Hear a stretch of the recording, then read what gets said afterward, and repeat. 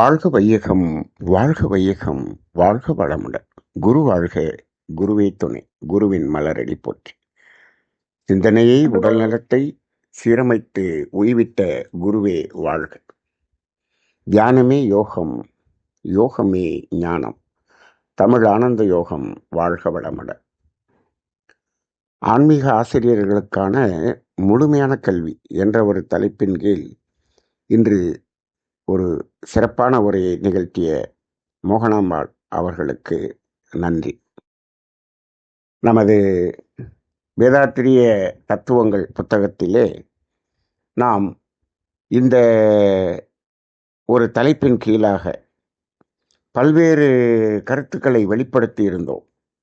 அவை அனைத்தையும் தொகுத்து அற்புதமாக இங்கு உரை ஆற்றிய அம்மா அவர்களுக்கு மீண்டும் ஒரு முறை நன்றி கூறிக்கொள்வோம். இப்போ ஆன்மீக ஆசிரியர்கள்,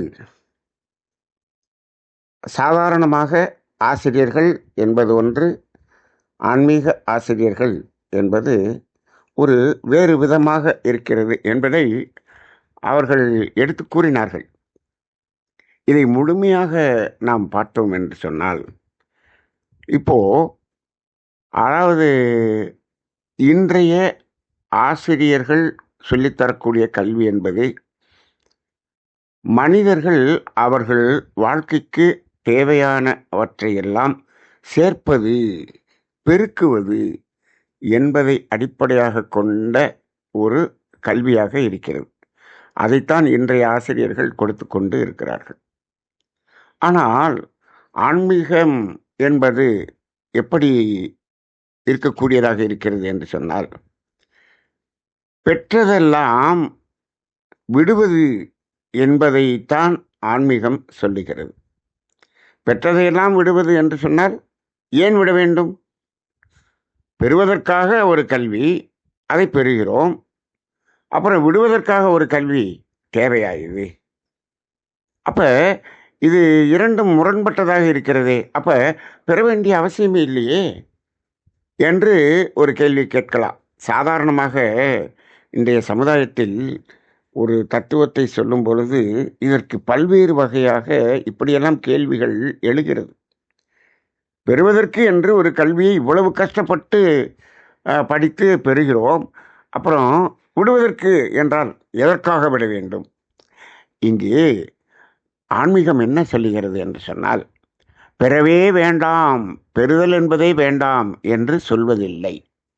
ஒரு காலத்தில் ஆன்மீகம் என்று சொன்னால் முழுமையாக துறவு, அதுதான் ஆன்மீகம் என்று சொல்லப்பட்டு கொண்டிருந்த காலம். ஆனால் வேதாத்திரி மகரிஷி அப்படி சொல்லவில்லை. அவர் என்ன சொல்லுகிறார்? பெறுதல் என்பது எது, எதற்காக, எந்த அளவு, எந்த காலத்தில் என்பதை உணர்ந்து பெற்றுக்கொள்ள வேண்டும் என்பதைத்தான் நமது வேதாத்திரிய ஆன்மீகம் வலியுறுத்துகிறது. அப்போ பெறுதல் என்பதை அப்படியே ஒதுக்கிவிடு என்று சொல்லவில்லை.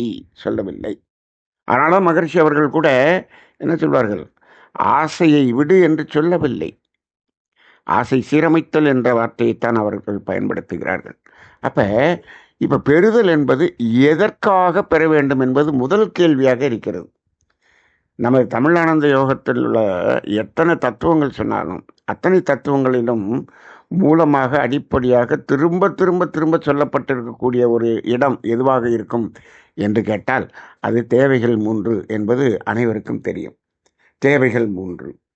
அப்போ எதற்காக நாம் பெற வேண்டும் என்று சொன்னால், இந்த தேவைகள் 3ஐ நிறைவு செய்து கொள்வதற்காக பெற வேண்டும்.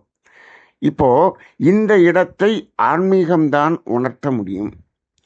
இப்போ இந்த தேவைகள் 3 என்பதை எங்கேயாவது ஆன்மீகம் என்பதில் சொல்லுகிறார்களா என்று கேட்டால், முன்னாடி ஒரு காலத்தில் அத்தியாவசிய தேவைகள் 3 என்று உணவு, உடை, இருப்பிடம் என்று சொல்லியிருந்தார்கள். ஆனால் அதிலும் மகரிஷி தெளிவாக என்ன சொல்லிவிட்டார்? தேவைகள் 3 என்பது பசி, தாகம், தட்பவெப்பத்திலிருந்து பாதுகாப்பு, உடல் கழிவுகளின் உந்து வேகம். இதுக்கு மேலே அதை ஆழமாக சிந்திக்க வேண்டிய அவசியமே இல்லை.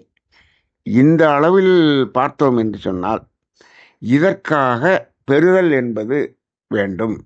அப்போ பெறுதல் என்பது அவசியம்தான் என்பதை மகரிஷி உணர்த்தி விடுகிறார்கள். அவசியம். இதை என்ன பண்ணக்கூடாது, அலட்சியப்படுத்தக்கூடாது. 5 அளவு முறை என்று சொல்லிவிட்டு மகரிஷி என்ன சொல்வார், அலட்சியப்படுத்தக்கூடாது, அதிகமாகவும் அனுபவிக்கக்கூடாது, அப்படி தானே சொல்கிறாரு. அப்போ பெறுதல் அவசியம்.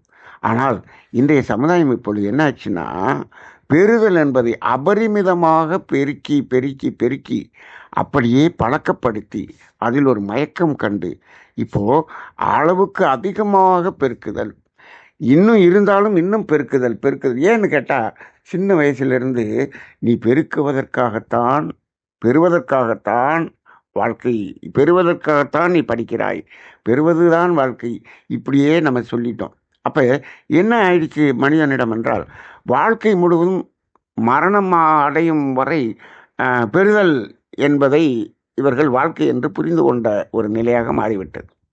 அப்போ இப்படியே வாழ்ந்து கொண்டிருக்கும் பொழுது, வாழ்ந்து கொண்டு என்ன ஆகியது, சரி வாழட்டும், அதனால் ஒன்றும் இல்லை, இது பெறுதல் என்றே வாழட்டும். ஆனால் அவர்கள் என்ன சொல்லுகிறார்கள், வாழ்க்கை துன்பகரமாக இருக்கிறதே, அந்த பிரச்சனை இந்த பிரச்சனை, உடல் ரீதியாக பிரச்சனை, மன ரீதியாக பிரச்சனை, சமூக ரீதியாக பிரச்சனை, எல்லாமே பிரச்சனையாக இருக்கிறது என்று சொல்லி கொண்டிருக்கிறார்கள் அல்லவா. அப்போ இந்த பிரச்சனைக்கெல்லாம் காரணம் என்ன, அதையும் யார் சொல்ல வேண்டியிருக்கு, ஆன்மீகம் தான் சொல்ல வேண்டியிருக்கு. அப்போ இதுக்கெல்லாம் காரணம் என்ன என்று சொன்னால், இந்த பெறுதல் என்பதில் அதை அதிகமாக பெற்றது ஒரு காரணம், அதிகமாக பெற்றதினால் அதிகமாக தூய்த்தது என்பது ஒரு காரணம், அதிகமாக தூய்த்ததினால் அது அதிகமாக தேங்குதல் என்பது ஒரு ப்ராப்ளம். இப்படி பல்வேறு வகையில் அது என்ன பிரச்சனைகளாக மாறிக்கொண்டே இருக்கிறது. அப்போ கடைசியில் அந்த தேங்குதல் என்பது அது உடலில் இருக்கும்போது உடல் ரீதியான நோய்களாகவும், அது நமது பெயரிலே தேக்குதல் என்பதை வைக்கும் பொழுது அது உள்ளம் ரீதியாகவும் சமுதாய ரீதியாகவும் உள்ள பிரச்சனைகளாக மாறிவிடுகிறது. அப்போ இன்னைக்கு ஆன்மீகம் என்பதில் முழுமையான கல்வி என்று சொன்னால், ஆன்மீகத்தில் எது தேவை, எவ்வளவு பெறுதல் என்பதை சொல்லி தெளிவுபடுத்தி அதில் கரெக்டாக அந்த இடத்துல நிறுத்த வேண்டும். முதலில் அந்த அளவு முறை தெரிந்த பிறகு அதில் நிறுத்த பழக வேண்டும். அதன் பின் அந்த பெறுதல் என்பதனால் தேங்கி இருக்கக்கூடியதை உணர்வதற்கு உரிய தத்துவங்களை நாம் சொல்லி அதன் பிறகு அதிலிருந்து விடுதலை பெறக்கூடிய ஒரு பயிற்சி தான் ஆன்மீக பயிற்சியாக இருக்கிறது. ஆக ஆன்மீகம் என்ற கல்வி முழுமையாக விடுதலைக்குரிய கல்வி என்பது உண்மை என்று சொன்னாலும், அங்கு பெறுதல் என்பதனுடைய தத்துவத்தை சொல்லி புரிய வைத்து அப்போத்தான் என்ன பண்ண முடியும், அதில் அந்த எந்த இடத்தில் நிறுத்த வேண்டும் என்ற ஒரு தத்துவம் மனிதர்களுக்கு புரியும். ஆக அந்த இடத்தில் நிறுத்தி அதன் பிறகு விடுதல் என்பதை நாம் செய்ய வேண்டும். அப்போ அந்த விடுதல் என்பதை செய்யும்போது அங்கு மனம் ஒன்றி அவர்கள் உணர்ந்து அதை கொடுக்க வேண்டும். அப்படி இல்லை என்று சொன்னால் அதுவே ஒரு மனக்குமுறலாகத்தான் மாறுகிறது. அப்போ அந்த இடத்தில் மனிதன் பெறும்போது என்ன அளவு அவன் மனதில் மன உணர்வை பெறுகிறானோ, அதைவிட அதை இழக்கும் பொழுது பன்மடங்கு அவன் வேதனை அடைகிறான் என்பது இப்பொழுது அனுபவ உண்மையாக இருக்கிறது. ஏன் இப்படி இருக்கிறது என்று சொன்னால், அதுதான் ஒரு எல்லை கட்டிய ஒரு கடும்பற்றான நிலைக்கு மனிதன் தள்ளப்பட்டு விட்டான். இப்போது 1000 ரூபாய் பெறும் பொழுது அவனுக்கு கிடைக்கக்கூடிய அந்த உணர்வு 1000 இழக்கும் பொழுது பன்மடங்கு வேதனை என்று சொல்கிறோம். சரி, இப்போ இதையே அதை இவனாக கொடுக்கும் பொழுது எப்படி இருக்கும் என்று சொன்னால், அது பன்மடங்கு இன்னும் பெறுவதில் இருந்த மகிழ்ச்சியை விட பன்மடங்கு மகிழ்ச்சி பெருகக்கூடியதாக மாறுகிறது. இது எப்படி மாறியது? அங்கு ஒரு அளவில் ஒரு பொருளை இழந்தோம், அவ்வளவு வேதனை அடைந்தோம். இப்பொழுது அதே பொருளை நாம் உணர்ந்து மனமுவந்து கொடுக்கிறோம், பன்மடங்கு மகிழ்ச்சியை அடைகிறோம். அப்போ இந்த கொடுப்பதில் வரக்கூடிய இன்பம் என்பது எவ்வளவு அபரிமிதமாக இருக்கிறது என்பது அனைவருக்கும் சாதாரணமாக அனுபவபூர்வமாக இருக்கக்கூடிய உண்மைதான். இருந்தாலும் அந்த கொடுப்பது ஏன் கொடுக்க வேண்டும் என்பதுதான் ஒரு கேள்வியாக இருக்கிறது.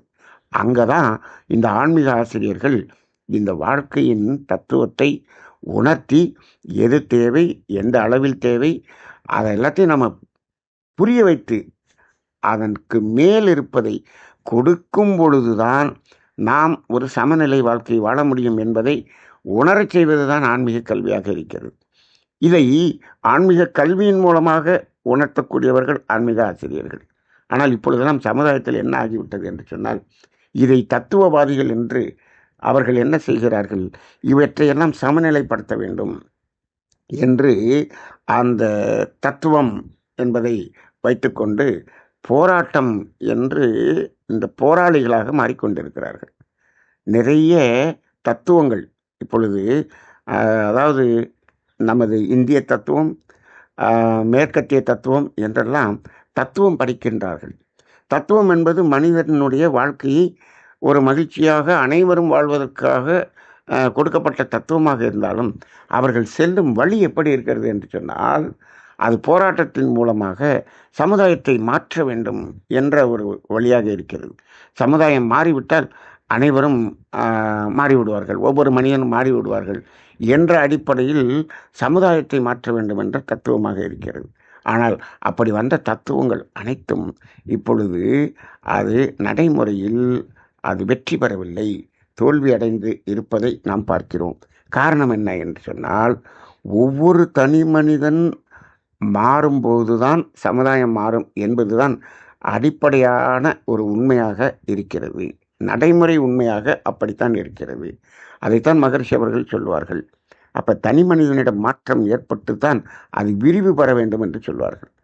ஆனால் இந்த தத்துவவாதிகள் சமுதாயத்தை புரட்சியின் மூலமாக மாற்றுகிறேன் என்று சொல்லி அது என்ன ஆகிவிட்டது என்று சொன்னால், அந்த தத்துவமே அழிந்து கொண்டிருக்கக்கூடிய ஒரு நிலையை பார்க்கிறோம்.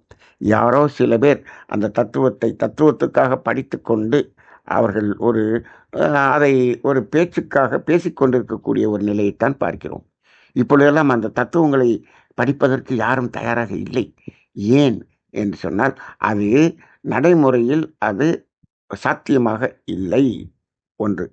ஆனால் மகரிஷி கொடுத்திருக்கக்கூடிய இந்த ஆன்மீக தத்துவம் என்பது படிப்படியாக நடைமுறையில் சுலபமாக மனிதர்களை கொஞ்சம் கொஞ்சமாக மாற்றக்கூடிய ஒரு அளவில் இருக்கிறது.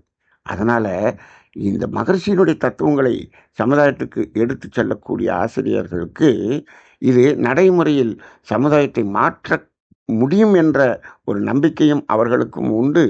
அதே போல் அது சாத்தியமாகவும் இருக்கிறது.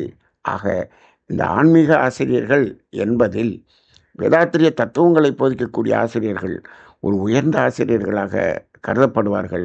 ஏனென்று சொன்னால், இங்கே தான் இவங்க அந்த டிரான்ஸ்ஃபர்மேஷன் மாதிரி சொல்லுவாங்க இல்லையா, அதை கொடுக்கக்கூடிய அளவுக்கான எளிமையாக தத்துவமாகவும் முழுமையான தத்துவமாகவும் அதை ஏற்றுக்கொண்டு அதை நடைமுறைப்படுத்தக்கூடிய தத்துவமாகவும் இருக்கக்கூடியதாக நமது தத்துவம் இருக்கிறது. அப்படிப்பட்ட தத்துவத்தை இப்பொழுது சமுதாயத்துக்கு எடுத்து சென்று கொண்டிருக்கும் ஆசிரியர்கள் அனைவரையும் வாழ்த்தி இன்றைய சிந்தனையை நிறைவு செய்து கொள்வோம். வாழ்க வளமுடன்.